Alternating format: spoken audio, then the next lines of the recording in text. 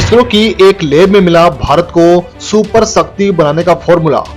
जिस चीज को अब तक इग्नोर कर रहे थे भारत के सभी वैज्ञानिक, पूरी दुनिया में किसी को नहीं था पता भारत के पास है ऐसी तकनीक। दोस्तों, देरी से ही सही, लेकिन भारत के वैज्ञानिकों ने स्पेस की रेस पे न केवल एंट्री मार ली है, बल्कि इस रेस में भारत ने कई देशों को तगड़े तरीके से पीछे छोड़ दिया है।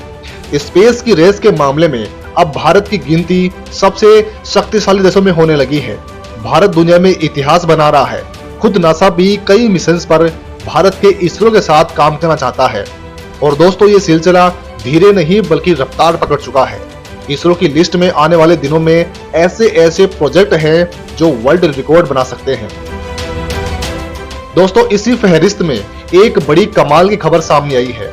दोस्तों, दावा किया जा रहा है कि इसरो के वैज्ञानिकों ने अपने लैब से अरबों के खजाने का खुलासा कर दिया है, जो इंटरनेशनल मार्केट में काफी बड़ा तहलका मचाने के लिए तैयार है।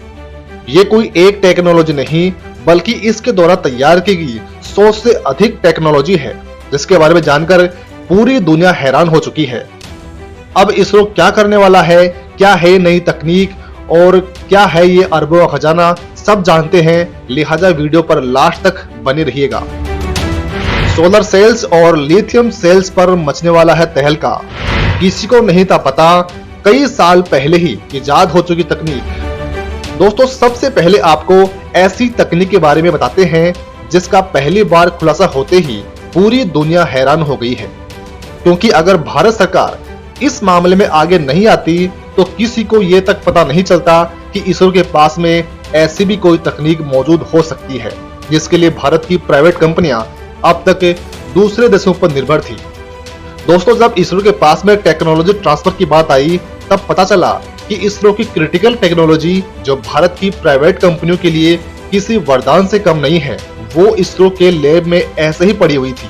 दोस्तों, आज से 2 साल पहले तक भारतीय मैन्युफैक्चरर, उनके पास न तो सोलर सेल्स और ना ही लिथियम सेल्स को विकसित करने की कोई तकनीक मौजूद थी और ना ही उनके पास में इनका कोई अनुभव था। लेकिन आपको जानकर ये हैरानी होगी कि इसरो के वैज्ञानिकों ने कई साल पहले ही इन दोनों ही तकनीक को लेकर इन हाउस प्रोड्यूस करने का पूरा इंफ्रास्ट्रक्चर तैयार कर लिया था।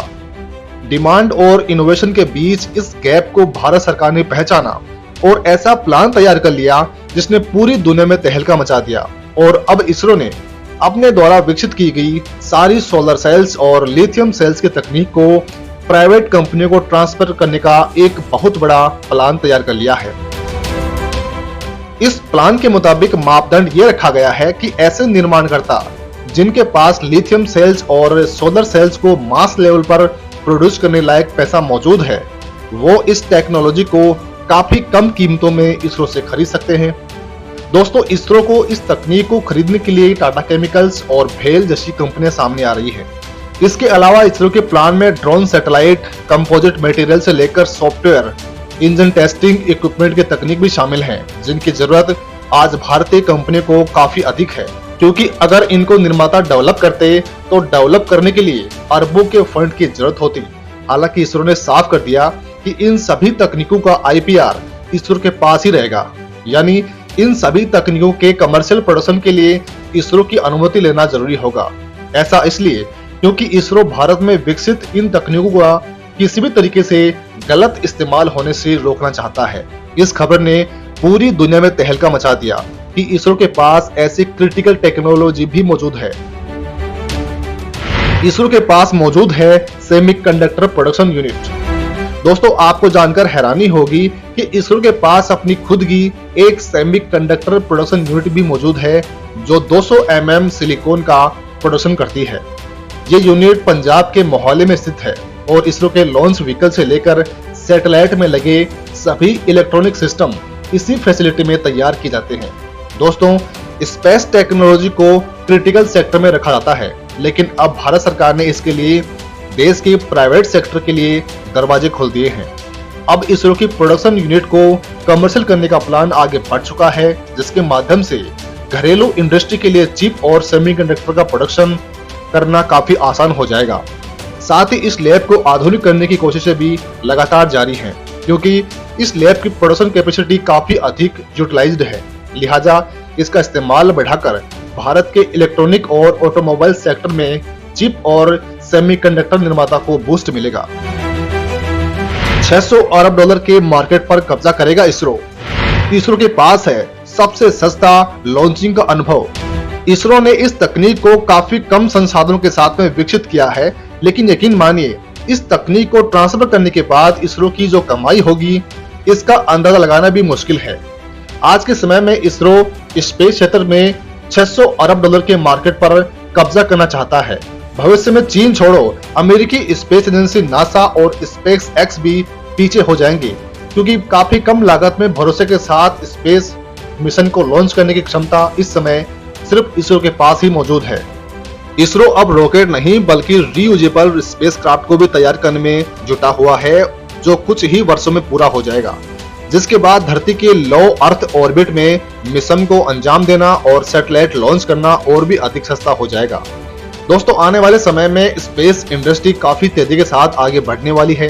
दुनिया में सैटेलाइट मैन्युफैक्चरिंग सेक्टर जो 2020 में 2.1 बिलियन डॉलर का था, वह 2025 में 3.2 बिलियन डॉलर का हो जाएगा। साथ ही जब सैटेलाइट की संख्या बढ़ेगी तो उनके लॉन्चिंग की सर्विस भी बढ़ेगी। सबसे सस्ती सर्विस इसरो के पास ही मौजूद है। इसरो इस मामले में पहले ही काफी पैसे छाप रहा है। इसरो ने आज तक 289 मिलियन डॉलर की कमाई कर ली है। इसके साथ ही इसरो अगले साल 3 एस्ट्रोनॉट को अंतरिक्ष में 7 दिनों के लिए गगनयान मिशन के तहत भेज रहा है। इसके अलावा अभी जल्द ही इसरो ने चंद्रयान 3 के माध्यम से चांद के साउथ पोल पर सफल लैंडिंग करने में सफलता प्राप्त कर ली है। साथ ही सूरज का अध्ययन करने के लिए आदित्य L1 मिशन को भी लॉन्च कर दिया है। मतलब साफ है कि स्पेस सेक्टर में अपना दबदबा कायम करने के लिए भारत का इसरो पूरे तरीके से तैयार हो चुका है। तो दोस्तों, इस वीडियो में फिलहाल के लिए बस इतना ही। वैसे इसरो और भारत सरकार के इस फैसले को लेकर आपकी क्या कुछ राय है, आप हमें कमेंट के माध्यम से अपनी राय जरूर दीजिएगा।